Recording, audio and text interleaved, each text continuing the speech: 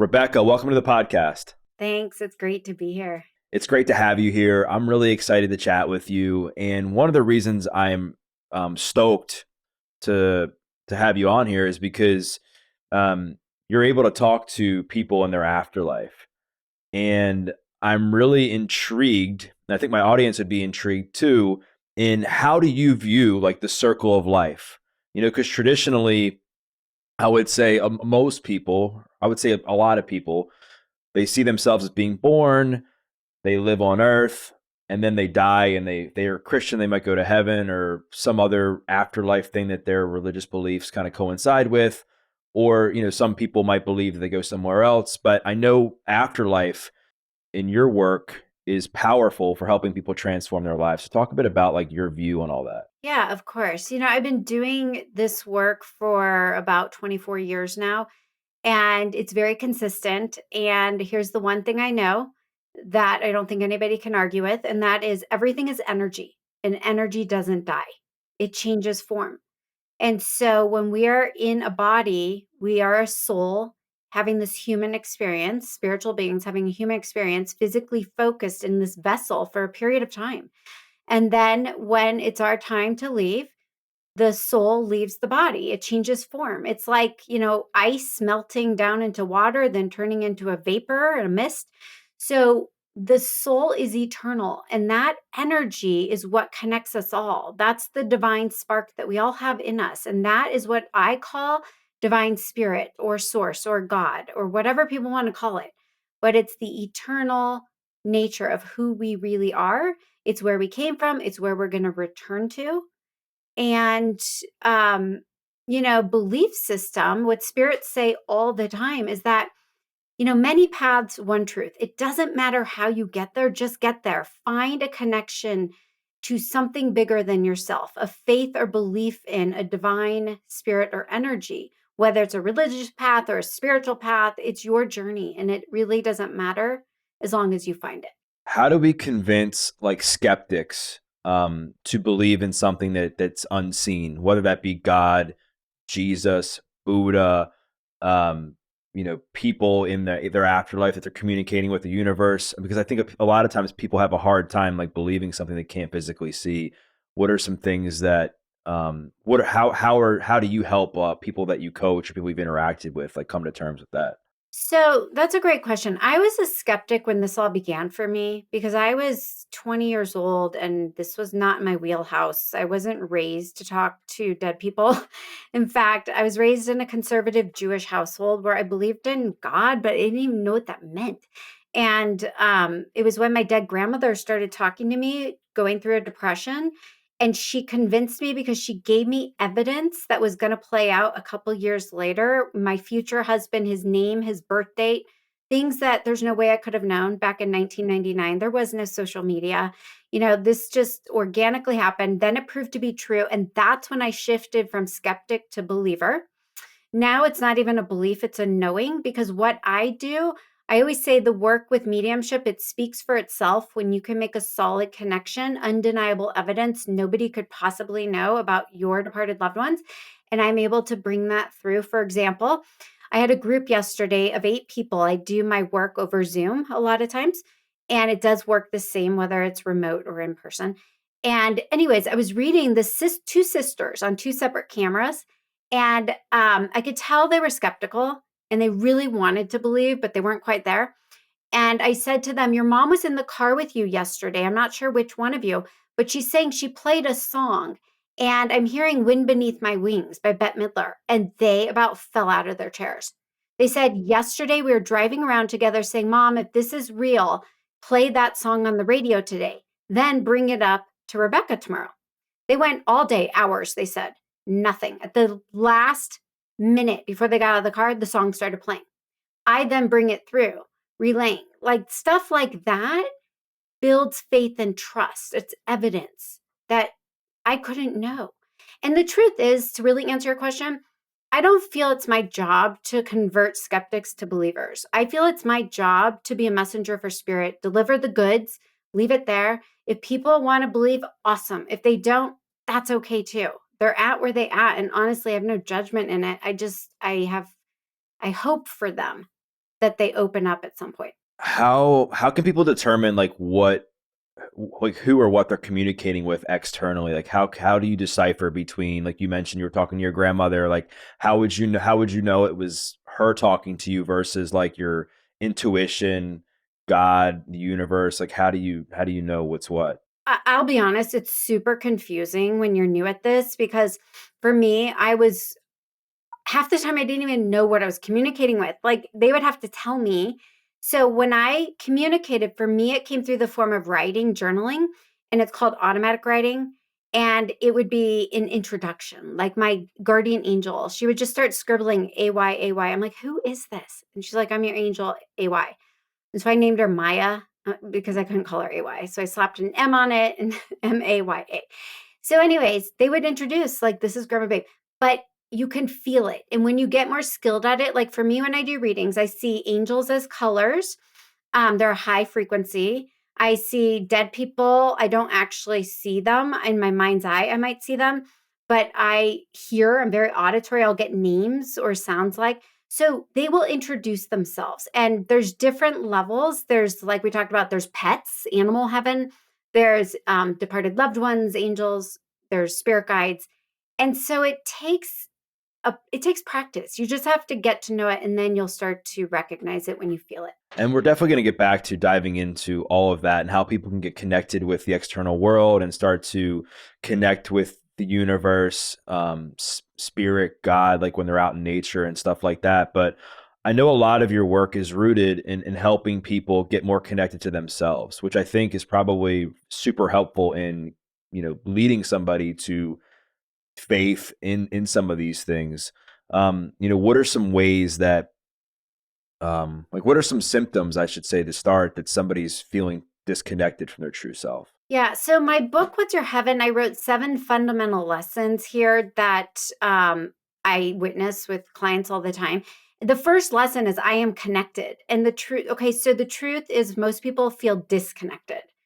And what that means is they are running around unplugged from divine spirit or source, their higher selves, their team and spirit. And that means ego. And ego stands for edging God out. Okay. So when that happens, you feel lost, alone, confused, overwhelmed. You're trying to do it all from a very limited perspective versus when you're plugged in, it's a co-creative effort. You're not alone. You get divine guidance, that divine genius that comes to you, the feeling that you could conquer anything because it's not just you, it's you with an army of angels assisting you. And so how do people get plugged in?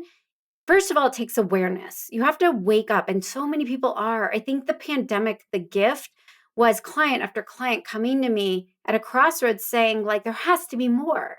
I'm sick of the struggle, the pain, the suffering. Isn't there an easier way to do this thing? And we're in Earth School. And in Earth School, yeah, we have homework, we have lessons, but you can learn it the easy way or the hard way. And the easy way is grace, ease, joy, and flow, or pain and struggle. So the way to do that is number 1, meditate. Okay. And meditate doesn't have to be fancy. You don't have to have formal training. It truly can be breathe. Call your awareness back to the present moment. Because when we're future tripping, worrying about stuff that hasn't happened, or we're stuck in the past, regrets, shame, worry, guilt, whatever, you're not present. And when you're not present, you miss the signs from spirit. You miss the intuitive hits. Okay. You're in your head, you're not in your heart. So I think a big thing is let's figure out how to drop from our heads, the constant monkey mind chatter, get still, drop into your heart. And what spirit reminds us of all the time is that your feelings are your guidance. Okay. Your mind can lie to you. Your thoughts can create stories, false narratives, false beliefs, but your feelings don't lie. That's truth. And so figure out, how do you get in your body? How do you get present? Breathe, go running, go walking, nature, ground yourself. There's little things you can do. And the book is full of all sorts of tips and tools. And Yeah, I love how you broke it down in the book in these different lessons, and you gave like real life examples, not with even in your own life and with your husband and just the people that you've worked with. And then so taking it to the next level, like once somebody like gets connected to themselves, and let's just say that they have discovered that they are in a spot that they don't want to be in their life, and they're feeling lost and stuck, and they're scared. How can somebody transcend that? For sure. This is so good because this is what we're all waking up to is why do I keep repeating the same patterns? Why do we keep attracting the same type of guy or girl? Why do I keep having the same money issues? Or, whatever the frustrating struggle or pattern is in your life, there's a reason. The struggle is a clue to your homework in this lifetime. So instead of saying, like, why does this keep happening to me? Or why isn't this happening? You stop and you say, okay, what is this here to teach me? Okay. And how do I find balance? Because really, we're here to heal and balance unfinished karmic baggage. Okay. Whether you brought it in from past lives or it's created in this life. And so, what you want to do is kind of lean into it. You don't want to spiritually bypass, love and light it away. You want to feel it. You want to feel the discomfort. And then you want to name what's the struggle and what's the feeling associated with this. And what's the false belief I've been carrying around? And so I have a program in there where you flip it. You change the false belief from like, I am a loser to I am amazing or I am worthy. Okay. And so you have to do the work to, after you identify what the struggle is and why you've created this, or sometimes it's intergenerational, it's been passed down to you. There's a pattern in your family of, some sort. And you're like, wait, it stops with me. I don't want to keep repeating the same struggle that my dad went through and my grandfather went through. So it's waking up to that. And then it's doing the work. Now, the biggest thing I could say to you is it's changing your energy. It's changing your vibration because what we vibe at is what we experience, what we attract. Okay. So the thoughts we keep repeating, they're real. It's that whole law of attraction. And so this is in the book I talk about Dr. David Hawkins. He wrote some amazing books out there, Power versus Force, but he has this scale of consciousness and has all the emotions on it. And at the bottom of the scale are the lowest vibrating ones like shame and guilt and victim. And then at the top, you have enlightenment and connection and oneness and love. And so you want to move up that scale as much as you can. And another way to say that is you want to raise your vibration. So it's figuring out how to do that. And again, I walk you through how to do that in the book. I want to go back to something you said a few minutes ago when we were talking about affirmations. And I think people struggle sometimes with affirmations because what they're saying, they might be saying the things, but their life is like polar opposite of that. Like they might be in dire straits or their life might be falling apart. And so when they say, I'm amazing, it's almost like, well, like, where's the evidence? So I know. how can somebody begin to bridge the gap there so that they can maybe obviously change the way they speak to themselves, because that's important, but also like be realistic with what's going on. Exactly. Look, I'm a realist and the reality is the reality. The thing Spirit says though, if you keep vibrating or believing or repeating the reality, you're never going to get to your desired outcome. And so you have to shift it from what is, and then you turn it to what you're moving toward. It's like focusing forward. So even if it's not true now, you're trying to call in your future reality into this time space because time is not linear when you're working with spirit. So you affirm that I am. I am are the most powerful words of creation. And it's I am, whatever it is you choose to call in. But affirmations alone don't work. There Okay. we go. That's what I like. They don't. Yeah. And I agree. And so what I have found is I have a program called Change It, Run It, Tap It. You flip the false belief to the desired out, the affirmation, I am what.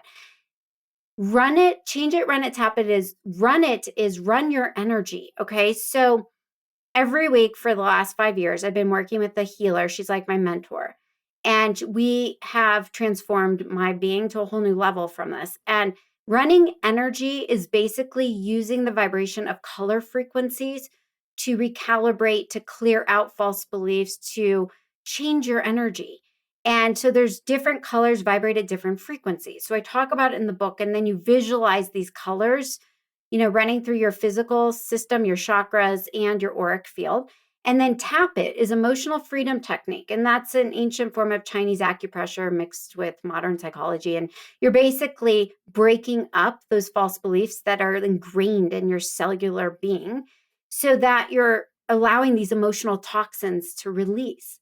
So when you combine those three, change it, run it, tap it, it's a powerful combination. If you do it consistently for a period of time, you will see your energy changing and your entire belief system changing. And then what role do you think that like action and results like plays into that? Like meaning if somebody is looking to transform their romantic relationships and they've been in crappy relationship time after time and they're doing the things, they're connecting with their body, they're changing the way they speak to themselves. And like do you believe that in order for somebody to truly like raise their vibrational energy when it comes to relationships, they have to like enter into a healthy relationship?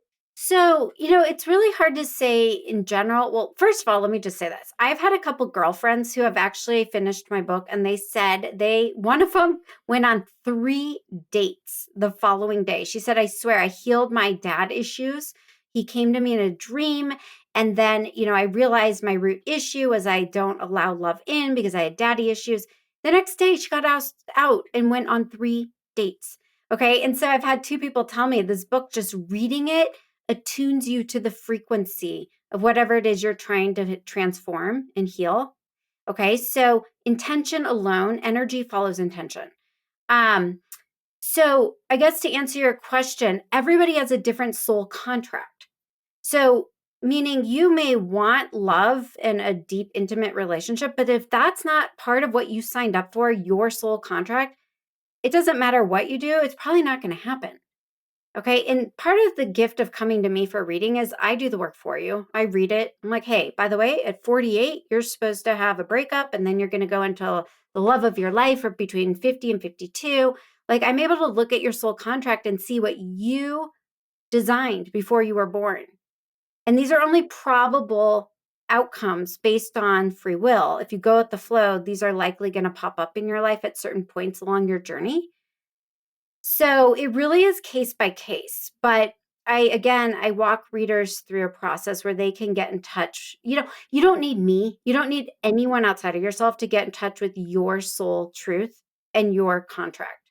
So if you don't have access to someone else to help you, call it in when you go to sleep at night. Ask your higher self, ask your team to show you in dreams or in meditation, okay, or journal writing, or there's all sorts of ways you can get in touch with that. What are your thoughts on this? Like, I once heard somebody say that, like, if they're trying to understand, like, what God, for instance, is trying to tell them, that they literally just ask God, and then whatever comes to them, like, you write it down. Like, is that what you're getting at? Do you believe in something similar? To some degree. I mean, the truth is you have to be discerning on what you're asking, and you have to be, how do I say this, plugged into source, in agreement with source and only source. There are false beings that pose as source energy or Jesus or enlightened masters that are not. They're dark. I'm very careful what I work with. In fact, before anything, I always call in only beings in agreement with source, light, love, truth. And I would just tell people if they're going to play around with it, make sure they insist on that. And then if something comes in or comes to them, ask, is this of the light? Is this from source? Because if it's not, it will go away. And then if you get that, then if it feels like it is, then you could follow that guidance or trust it as a sincere connection. And so, speaking of like, going back, you talked about the soul contract and that how we all have this unique pattern to live in our lives. I know I've heard you say that each of us we live to learn like 3 to 5 lessons throughout the course of our life or something like that. What are some of the most common lessons you see people learning? Well, okay. So I wrote a chapter in the book on worth because worth is the number one. Like even the most successful people like will have imposter syndrome, feelings of inadequacy despite evident success. So worth is a huge one. I think so many of us don't feel worthy, but here's what I hear from spirits. There's a line out the door, like fierce competition for a soul to get into a body. There's infinite number of bodies available when you reincarnate into a womb, and there's infinite souls. Okay. And so what's happening is if you're here right now listening to this, consider yourself worthy. That means you have a purpose. Okay. You matter. And so that it's hard sometimes for the mind to really believe that, but the soul does know that. So, some people, so I have on my website an assessment people can take to figure out what are my top 2 to 5 biggest life lessons. They can walk through it and it will narrow it down for you.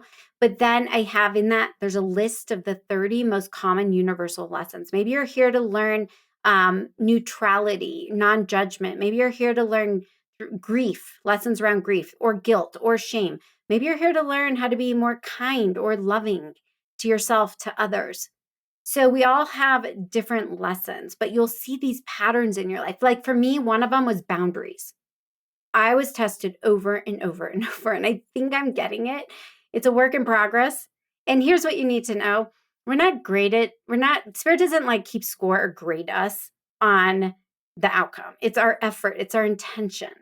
Okay. And I know I still make mistakes. We're students in Earth School. It's okay. As long as your intention is to learn from those and try and do and be better each time.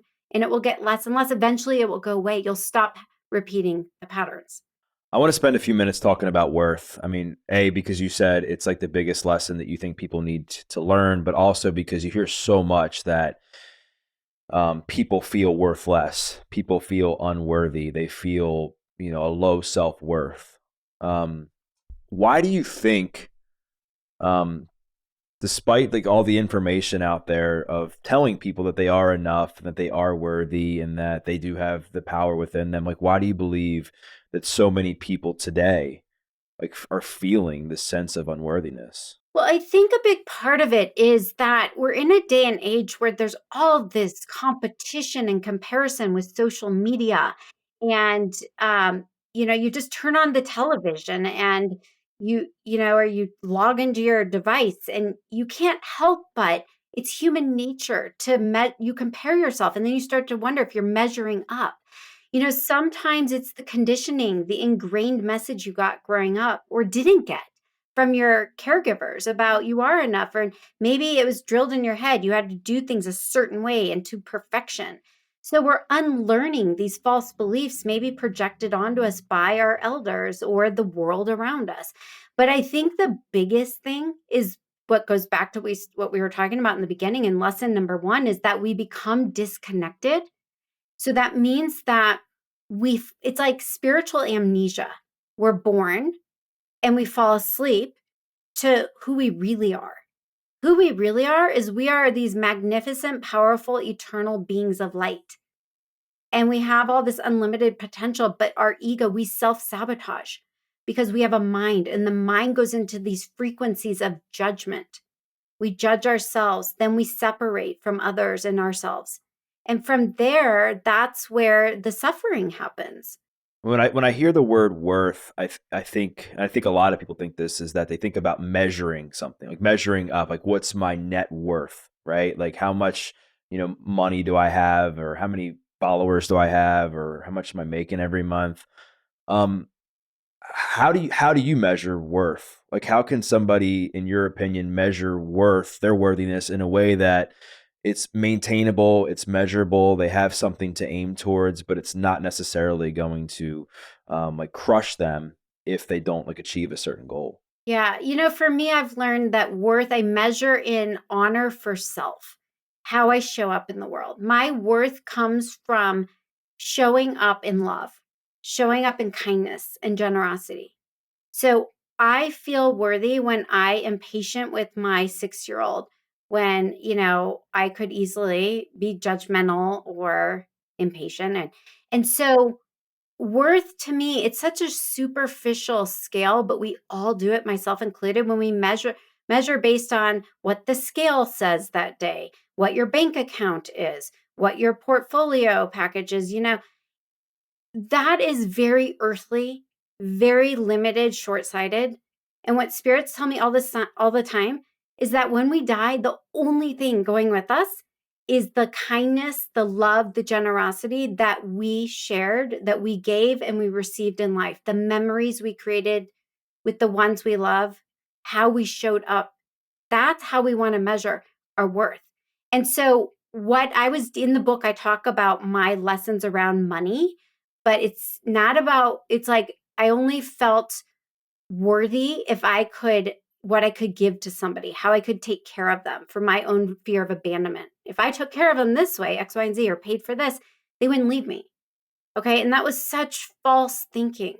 And so when I woke up to it, no, my worth is how I show up, just being me, perfectly imperfect. And so what I've started doing is a gratitude practice for myself. Anybody can do this, but measuring your worth in being grateful, honor for self, regard for self.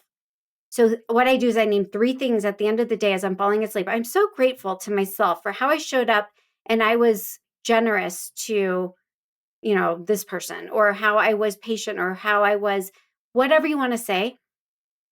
You want to acknowledge yourself because everything comes from the inside out. If you can have love, self love, and self worth, then you're able to give that in service to others. So what I'm hearing you say is that the way you measure worth is by the way you treat yourself, and then in turn how you treat other people, and then the way to build your level of worthiness is to honor yourself on a daily basis while doing your best to practice kindness to other people. Exactly. Compassion for self, compassion for others. And so you've spent, the last 2 decades communicating with people in the afterlife. You kind of hinted at this, but I'd like to go deeper in that. So many people, as we've kind of talked about, we're constantly going after the wrong things for a level for importance. We're ditching our family to work more. We're ditching sleep to stay up late to do certain things. We many cases have our priorities all wrong. If you were to ask, like generally, the people that you've spoken to in the afterlife, knowing what they know now about like what's really meaningful in the world, what are a few things you think people should focus on? Really random acts of kindness, showing up in generosity and kindness in service to others without any strings attached. That's huge. That's a sign of an old soul.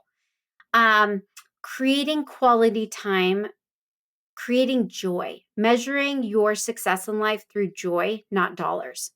That's a big one, right? It's because, again, like I said, when we die, we don't have pockets. All we're taking is our, karma, is the good we did, the love we gave, the kindness we showed. And so figure out what that means for you. What brings you joy? What lights you up? Do more of that. Spirits never come through talking about they wish they would have stayed longer at the office or made more money, ever. They may have said they wish they would have managed their money better and they didn't spend it frivolously or enabling people. But they always talk about wishing they would have spent more time being present, getting off their phone, getting off scrolling through Facebook, really just being present. My daughter, 6-year-old, she's so wise. She calls me on stuff all the time. She's definitely like a mother from another lifetime. But I am learning how to be present and engaged and not distracted. And so often she'll call me. She's like, Mom, put down your phone. I asked you a question. Talk to me. I'm like, oh my God, you're right. And so it's about be here now and be here and create from the frequency of light and not shadow. And what I mean by that is showing up each day, making choices from your higher self, from that place of what we were saying, self-love, self-regard, light, truth, versus your shadow, your ego, the frightened parts of your personality, which is so many of us do that and we don't even realize it. We're like sleepwalking through life and we're reactive, defensive, and we're living from our heads and not our hearts. And so spirits all the time, gently but directly remind us to live from our heart. You brought up an interesting point because you said like a lot of people are sleepwalking. They have no idea like where they're reacting or responding from. How can somebody begin to unravel all that and understand like are they communicating from their higher self, or are they communicating from a sense of ego? Yeah, it's pretty, once you set the intention to kind of call yourself on it and ask like spirit, like help me do and be better, you start to notice it.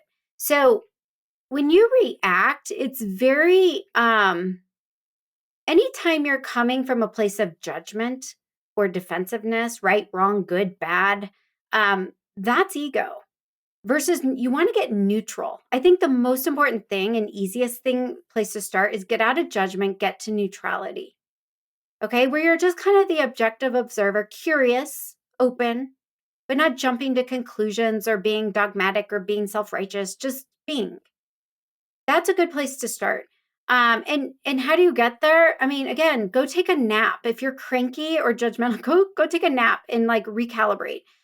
Go for a walk. Go for a workout. Go into nature. Go meditate. But get neutral. I think that's where you start. And then from there, how do you know if you're in your higher self? Well, that's pretty obvious. I don't know, it's simple, it's kind, it's loving, it's accepting, it's all those feelings of heaven. I named the book What's Your Heaven because heaven isn't a place, it's a feeling, it's a state of being, and it's a way of life. And you can bring heaven to earth now. So it's like name your heaven and live your heaven versus, and that's just meaning be in those heavenly feelings. And when you're in those, you are coming from your higher self. What steps can somebody take to begin to identify like what their heaven is, like what they want their life to look like, so that way they can try and figure out how to get there? So just compare it to your physical world. It's kind of like what in this world brings you joy? Because whatever that is going to be what lights you up, raises your vibe, puts you in the higher emotions that we said are heavenly. So maybe for some people, it's like surfing, and other people, it's going to be a night in Vegas. And for some people, it's a hike in the mountains. Like we all have different things that bring us joy and light us up. None good, not bad.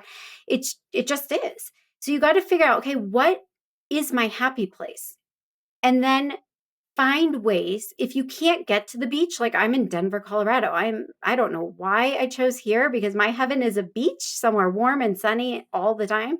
That is not here. But what I do, if I can't get there, I close my eyes, I meditate, or I pull up pictures of when I was at the beach, and it activates a feeling. And I sit in that feeling and allow the emotion to take me back to my happy place.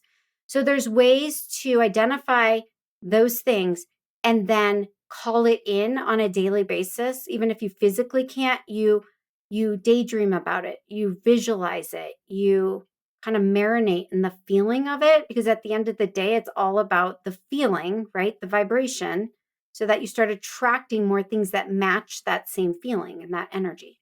And it sounds a lot what you're getting at is like the power of manifestation, right? Is like trying to bring certain things in your life. I know our mutual friend like Gabby Bernstein, she talks about like really getting to a good spot like mentally before you start trying to manifest things, so that way you start attracting the right things in your life. Like what is your opinion on all of that? Like do you think that somebody needs to really do the work on themselves to get to a pretty good spot vibrationally before they start thinking about what their heaven is? I think you can do it all at the same time, because if you're thinking about what your heaven is, it's naturally going to help. You're going to go within and you're going to start changing your energy. In fact, it might be helpful to do it backwards. Think about what your heaven is, because we all have those ideas. Sit with it, feel it, but everything starts from the inside out. You got to begin within. So it's really about get real, get honest with yourself, without judgment, and just see what comes up for you. And then figure out what you need to do to get past yourself and transform whatever that limitation is that you've placed on yourself. This goes back to my work in reading soul contracts, meaning every single one of us planned our own curriculum before we came into Earth School. Okay. So if you chose your script, your loose blueprint of what you're going to go through, you can rewrite it.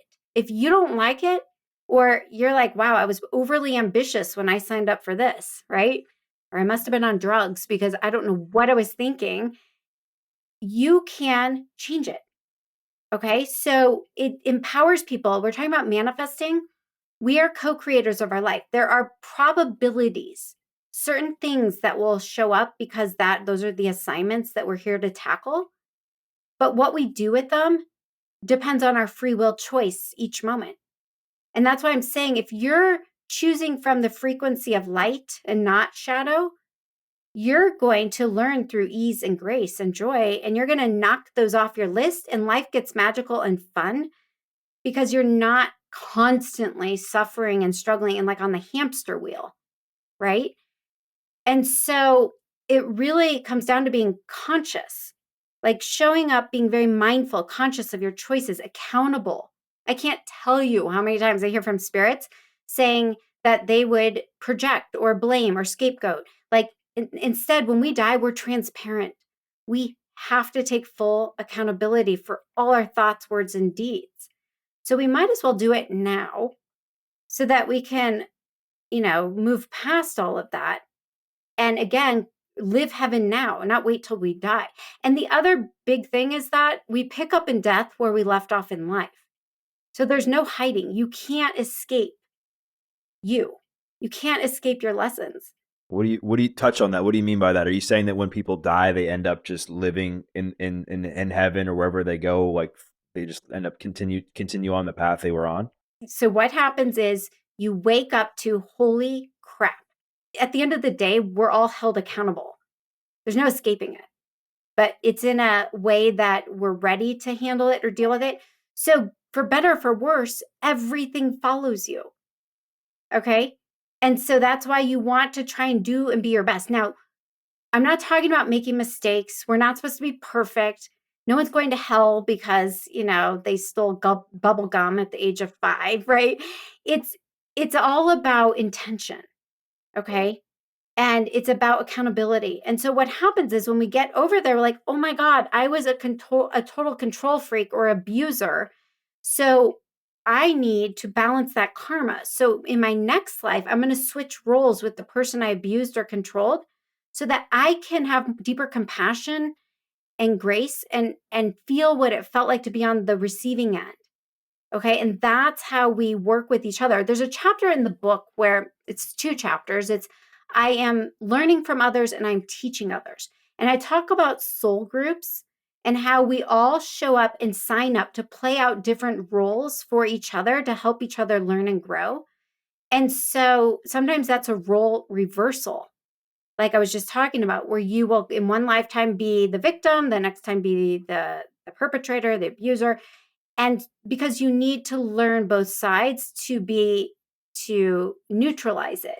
Yeah. I want to ask something that kind of tie a couple things together. You mentioned a couple minutes ago that you think your daughter was your a mother figure, I believe, in a different lifetime, and then you've talked about now how people end up playing different roles, like in the afterlife, and they end up, reliving some of the stuff that they were previously living, and that other people in our lives to teach us a lesson. How does this, based on your beliefs and what how does this all kind of come together when somebody goes into the afterlife? Like, is this person conscious of what they're doing when they're in the afterlife? Is it totally unconscious? Is this person like literally in somebody else's body, like walking around, or is this person just like, I mean, I just think of somebody just like laying in like the clouds, right? And they're just chilling there. So talk about your perspective on that. Like I talked about earlier, when we incarnate, we purposely forget because there's a thing as TMI. Like, I don't want to know that my current husband was my child in my past life. Like, some things you just don't want to know or you don't need to know. Okay. But if it's going to be helpful for the healing of a situation with that person, you then do know, whether it's through a past life regression or a meditation or a dream or a reading you have with somebody. But the point is that you're not conscious of it here until you wake up. And then sometimes you are conscious, but I always say spirit gives you what you need to know for your highest good and for the highest good of all. It's never too much. It's going to hurt you, harm you, or scare you. So I meet people where they're at. And so we only get what you're ready to hear that would prove to be healing or helpful, right? And so when you're in body, you start to identify that. Now, when people die, so let's say you have a close relationship with your father. Your father passes on. Okay. You still have a relationship with him, except you're physical and he's in an energetic state. And you can still connect and have a relationship if you match your energetic frequencies and you connect on that frequency of love. But so many of us are in grief or suffering that it's a mismatch. So we can't feel our dead loved ones. We don't get signs. We don't have the dream visitations, right? But the point is, whether you're alive or not, discarnate, we're all doing this big song and dance together, playing out different roles to help each other evolve and grow. Yeah. I mean, I think the other thing I was asking is like, let's just say that, like using that same example of, my dad passes away in the afterlife, which, thankfully he's still here, but just using the same example, based on what you were saying and what would his spirit like be in somebody else's like body that I'm going to encounter like throughout my life that's going to teach me lessons? So if he chooses to reincarnate while you're still embodied, then yes, he could become your grandchild one day. What I have heard, the average soul waits about 100 years or 2 generations because they're in no rush to come back. This is Earth School. That's summer vacation if you've played your cards right here. And so you're not in a rush to jump back in and do the work. You kind of want a breather. And then you want the people like you to join you over there so you can take off the mask, kind of do a deep dive into where you failed, where you succeeded in your relationship with each other, and then renegotiate what soul contract you're going to go into for the next round. And some people choose not to come back. It's very rare. You don't have to reincarnate. That's your free will choice. But and here's another question I get all the time. So if your dad died, and then let's say he did, I've done many readings where I'm like, hey, your grandson, Jacob, he's your grandfather. And the woman, she's like 64, she goes, oh my God, we say he looks like my grandfather, he acts like my grandfather. I'm like, he's the reincarnation. I couldn't channel her grandfather because his soul was not in the spirit world. It's embodied, and I don't channel living people, thankfully. So staying on this topic and kind of bringing things essentially full circle, obviously the first step in connecting with the external world and having conversations with maybe people that aren't with us anymore, having conversations with God, the universe, is this belief, right? Is letting go and surrendering to this thing. You have to suspend doubt and disbelief long enough to open up to the possibility, and then miracles can and will happen. That makes okay. And so staying on that conversation, how can people begin to connect with the universe if they want to connect with some, like, how do they begin to identify like who they can communicate with? Yeah, no, I love this. This is my favorite part because it's so much fun when you start getting the validation. So you put it out there. You either say to your team, even if you don't know who they are, like, I know you're there, please introduce yourselves to me. You either then go into a meditation or you go to sleep and you invite it into a dream, or you say, show me a sign in the next few days. And then you let go. But with the knowing it's possible, letting go, making space, don't go look for it. You don't want to force it, right? So I'm going to give you an example. Of course, I believe but like a week ago, I was in Omaha. It's where I'm from. I was doing a big book launch event there. And I was in a meditation, and my guide said, we want you to know that we'll be with you. We're going to give you sunflowers when you're there. And I'm like, all right, on my trip sometime. No sunflowers. Well, my last day there, I do my big event, 400 people. And so at the end, this man and his wife, I've done readings, their son died by suicide, and they came up to me and they said, you changed our life. He said, I had sunflowers. They're sitting on my counter in a vase, and I didn't bring them. And I feel like I should have, but I'm going to take a picture and send them to you because I just felt so strongly. My son, Steven, wanted me to give you these sunflowers. So I smiled. I'm like, "Yeah, that's all I needed." I'm like, thanks, guys. So your angels will talk to you. It didn't come in the form I expected, but that's where you have to stop. What and why? I'll leave your listeners with this. What do you want and what's your why behind it? Let go of the how, who, when, where, like the details, surrender that to spirit. Okay? You release attachment to the outcome. You're just super clear on your what and your why on whatever it is you want, whether you want to connect, you want validation from your team and spirit, or you want to manifest your dream desires. What and why, and surrender the rest. And then so once you do that, and let's just say that, like, for instance, like somebody that I would love to, that was a really painful loss for me was my cellmate died last year, who helped me change my life in jail.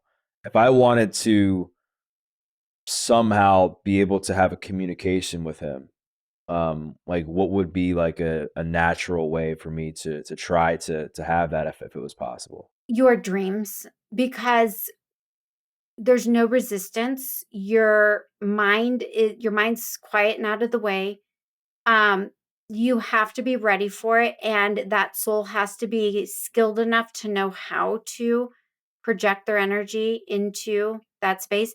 But dreams seem to be the easiest way because you let go of control. Okay, that's number one. Number two, if you have a deeper spiritual practice, meditation.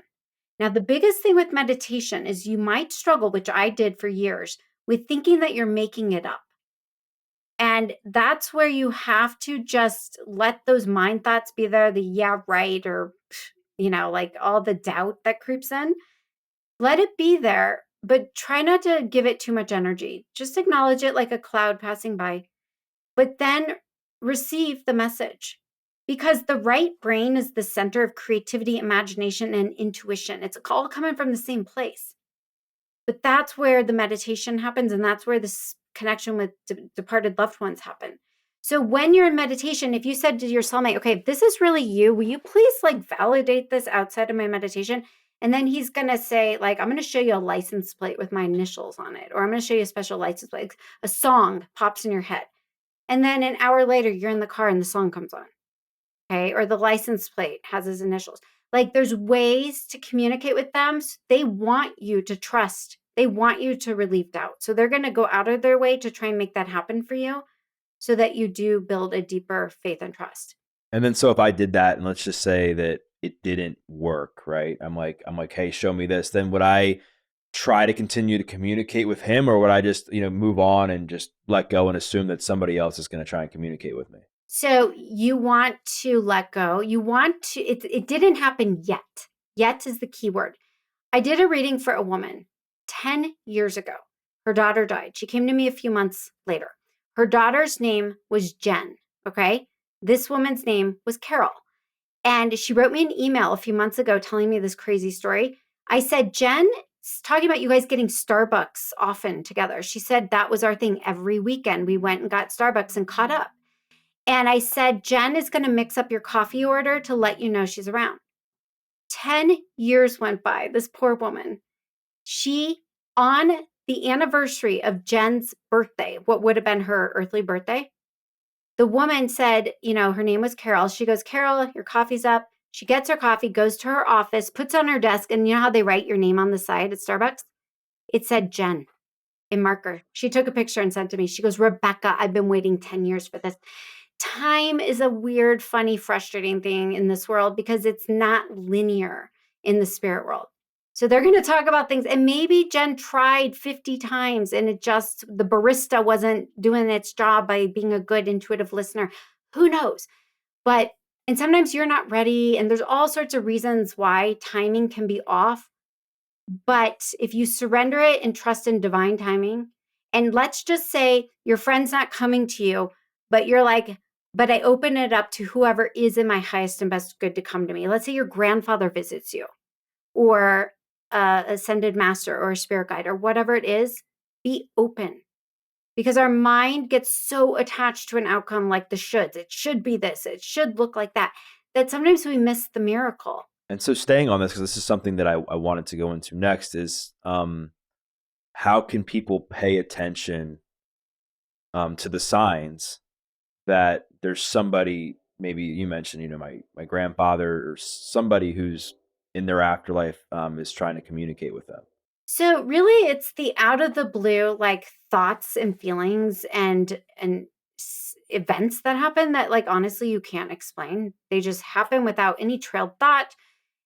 And that's when you have to say, okay, that could be a miracle, versus your mind starts to make stuff up and it's complicated. Signs are really direct. They come and go and they're not prompted. So you just want to start paying attention to what I call synchronicities. There is no coincidence. Okay. It's synchronicity. And with the stuff you can't explain on paper, but it's something bigger going on behind the scenes to orchestrate these amazing things that happen. And so, when you start, okay, so for instance, the signs, we all see pennies from time to time, but spirits like to use coins and pennies from heaven. And why? What I've been told is a lot of times when we're struggling with trust, they use coins because it says on each coin, "In God we trust." That's what they've told me. So the other day, 2 days ago, I went to pull towels out of my dryer. Towels, not clothes with pockets, towels. There was a shiny penny sitting on top, like of the pile of towels. And so I'm like, oh my God, that's crazy. Pennies aren't my sign. So I go into my group reading that day and I'm reading 8 people. And I said to this woman, "Pennies from heaven, it's your mom." She goes, oh, she goes on and on about how she asked her mom to send her pennies before she died. And she's gotten all these pennies. And I said, guess what? This morning, your mom showed me this penny, frame of reference. That penny was for you and not for me. So there's all sorts of ways to receive signs. Sometimes it's not direct. Sometimes it's a messenger, somebody else telling you. Sometimes it is direct. But whatever it is, if you set the intention, I'm open, available, and grateful for, like, thank you for this now before it's happened, I promise you, you'll start getting amazing signs. So I would imagine over the years you've coached people and you've helped people who are religious. Maybe they're Christian, maybe they're Buddhist, maybe they're, whatever religion they decide. And there's a lot of times there's resistance there because they're like, if I do this, does that mean I'm no longer that? Right? How do you help people like make it all work together? Yeah, I think it comes back to getting out of the judgment of good, bad, right, wrong, this way, that way. I mean, it's really just, again, many paths, one truth. Like, as long as whatever paths, plural, not just singular, that you're choosing to explore, as long as it's with the intention of bringing you to truth with a capital T, then it's complementary. It's not, exclusive. And so I think really this comes down to people feel judgmental or when they feel threatened. Okay. It's like their way is the way. That's a very scary place to be. But they're doing it out of fear. Like, you're going to threaten my belief system, which means then I'm out of control. And then I don't know, what the hell I'm doing. And that's scary. It's a control thing. And that's ego. Okay. And a really wise, humble, open, curious being is an old soul that would be open and compassionate to many ways. Spirit says this all the time. Again, it doesn't matter how you find truth or connection to something bigger, just that you do. So I always tell people, feel your way through it. If something feels good, true, kind, loving, honest, follow that. And when you're dealing with something that's occult or shady or, dogmatic, you can feel it and it's uncomfortable.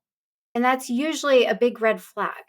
100%. Like anybody who's not willing to have an open conversation or nuance, it's a major red flag, I think, in any subject of life that anybody's trying to talk about. You talked about getting grounded in meditation. And I would say that for people, when they think about getting grounded or becoming peaceful, meditation is like the top thing that comes to mind. Many people, however, have a hard time sitting still. Do you find there's any other way to get grounded other than just the traditional meditation? 100%. In fact, there's days I cannot sit. I've had too much coffee or I'm too wound up. So I go for a walk. I have next to my office is this amazing big park.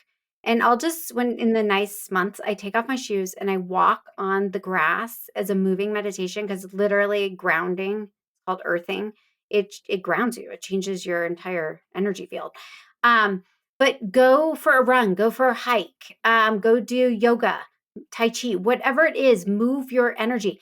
Because a lot of times spirits will come through and say, hey, when you were on your Peloton the other day, in a class, by the way, your angel was talking to you and you got this overwhelming, out of the blue, genius idea for your business. And the person was like, yeah, I did. Well, guess what? You're having a spiritual experience in the middle of a busy workout class. Okay, there's different ways to get grounded. There's different ways to meditate. It's not a one size fits all. You have to figure out for you, and it may change day to day based on your energy, where you're at. That's reassuring because like what I'll often will go on like a very slow paced jog that's not necessarily for my heart. It's more for like my mind. It's like a moving meditation. And a lot of like my greatest like business ideas and I had stuff for like podcasts and stuff have come from like slowly moving forward, or slowly moving like in a run. Um, we touched on like lessons and that a lot of people they're here to live out certain lessons and learn certain lessons in their life. But I know one of the things you talk about is helping people transform from like a space of victimhood to empowerment, and that's a tough thing for people to do because there's some people that are either dealt some horrific circumstances or they experience something like throughout their life that was completely out of their control, and they're like, what the heck, like how can I convince myself that this is supposed to happen for me? How can somebody make that shift? So I think the first thing is recognizing that, and I don't mean this in an incompassionate way, but it's not happening to you, it's happening for you. And so when you start saying, okay, what is this here to teach me then? And when you're able to then put your finger on, okay, now, sometimes you need someone outside of yourself to help you, like somebody like me. Sometimes you can do it on your own, but to help you walk through, okay, recognizing what if you were a horribly abused child, but you were the old soul, the black sheep in the family who said, I am so evolved. I'm going to take one for the team. I'm going to come into this very dysfunctional family and it's part of my soul group, but I am kind of like light years ahead. And I'm going to take on this role because I know at the end of the day, I'm resilient. I'm untouchable. My soul can't be harmed. Okay. And so I'm going to show up and give them the opportunity to do good, to do better. And they fail miserably because your experience is horrific. But if you can zoom out and detach from it and say, okay, I chose that, but I did it because I was an earth angel or whatever you want to call it. It changes the storyline. You reframe it and you move from victim to like agent of change or co-creator. You're an empowered state. And so, sometimes you can meditate on your situation and say, I'm in a horrible abusive relationship. What is this here to teach me? And you might come to that on your own. You might have a dream. You might get a reading and somebody tells you, hey, your boyfriend who's abusing you is doing exactly what you asked him to do because you, in this case, have lessons to learn about standing up for yourself, setting boundaries, walking away, self-worth. So they're giving you this ample, playground to learn that lesson. And so once you wake up to that, you're like, oh, I'm going to take my power back. And that moves you from victim to an empowered place, right? That's what this book is here to do. It's to help you get to the bottom of get out of victim. Recognize you chose this. Okay, why did I choose this? What is this here to teach me? And then in the book, I talk about like soul groups and soul relationships. And then you can sit with that and meditate on it, journal about it, call into your dreams, further deeper clarity around the relationship dynamic to help you move out of victim. And so I guess like going back to where we almost started this conversation is the path out of victim to empowerment, really getting connected with yourself and identifying some of these unhealthy patterns and beliefs about yourself, and then taking the time to really put in the work to transform them. Exactly. It's about do your homework now on Friday night so you can enjoy the weekend rather than cramming it in Sunday evening before you have to, move back to school. It's all about, look, if you're here in a body, consider the fact you have homework and be glad you have homework because if you didn't, you would be dead. Okay? So it's blessing the mess, blessing your homework, whatever that is, finding the gifts. And then when you transform them, then it's about paying it forward in service to others. How do you use your situation, the hardships, the challenges you went through? It gives you street credibility. There are gifts in it. Sometimes your worst tragedy becomes your greatest gift because then you find purpose and you can use that for good in service to others. Now, is this getting at what you? Is this kind of getting at what you talk about as far as like soul relationships and soul groups? Is the ability to pay it forward and like turn the pain into purpose? Exactly. First you got to feel it. to heal it. And then you find meaning. And after you find meaning, you can create purpose around that. And whether it's with those same soul group members or it's in general in service to others. There's a whole story in the book about Lauren, the 6-year-old little girl. Doug and Julie lost their daughter Lauren to a school bus driver hitting their daughter by the school bus, and she died at 6. Well, that was tremendous, needless to say, grief, pain, and suffering for years. I started working with them 17 years ago.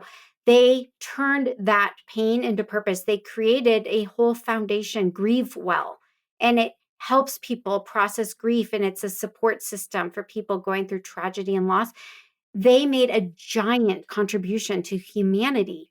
And Lauren has come through saying, Mom, I have the chills right now. She's saying, Mom, that I'm your silent partner. That was the whole purpose. I didn't die in vain. I'm an earth angel. It prompted your soul awakening to you and Dad to show up and do important work in this world. And we're a team doing it together. That transformed them.